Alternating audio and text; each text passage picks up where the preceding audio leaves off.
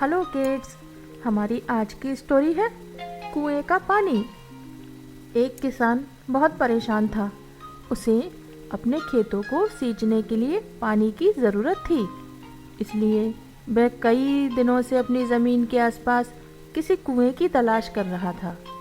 इसी तलाश में वह घूम ही रहा था कि अचानक उसे एक दिन एक कुआं दिखा। यह कुआं उसके खेतों से बहुत नज़दीक था, इसलिए किसान बहुत खुश हो गया। उसने सोचा अब उसकी परेशानी खत्म हो गई। यह सोचकर वह खुशी खुशी घर चला गया।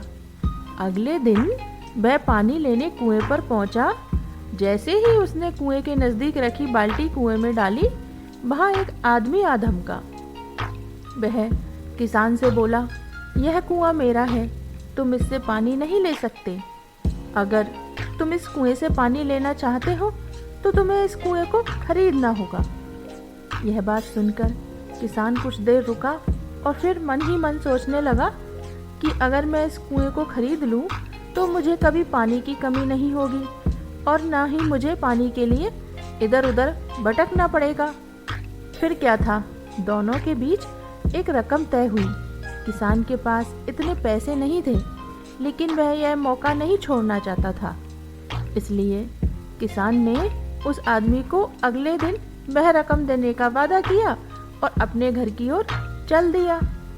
किसान के लिए कुआं खरीदने का यह अच्छा मौका था, इसलिए वह इस काम में जरा भी देर नहीं करना चाहता था।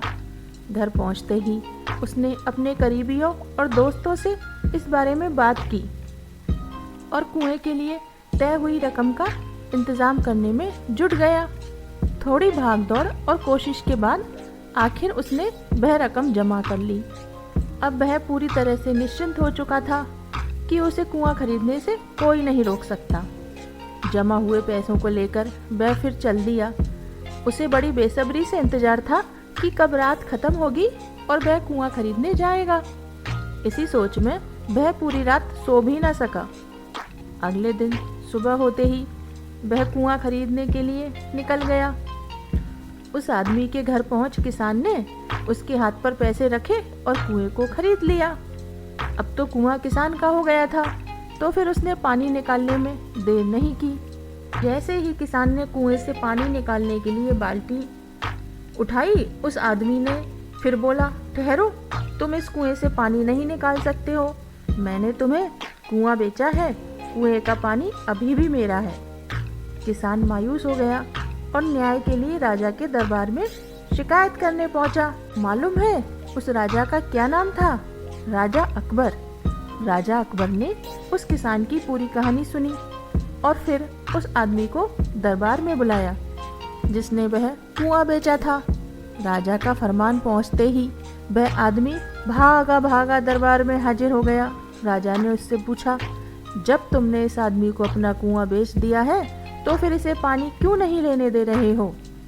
आदमी बोला, महाराज, मैंने इसे केवल कुआं बेचा था, पानी नहीं। यह बात सुनकर राजा भी सोच में पड़ गए। उन्होंने कहा कि बात तो यह पते की कह रहा है, कुआं बेचा है, पानी तो नहीं।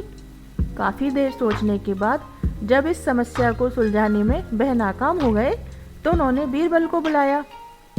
बीरबल बहुत ही बुद्धिमान था, इसलिए राजा अकबर किसी भी मामले पर फैसला लेने से पहले उसकी राय ज़रूर लेते थे। बीरबल ने एक बार फिर दोनों से उनकी समस्या पूछी।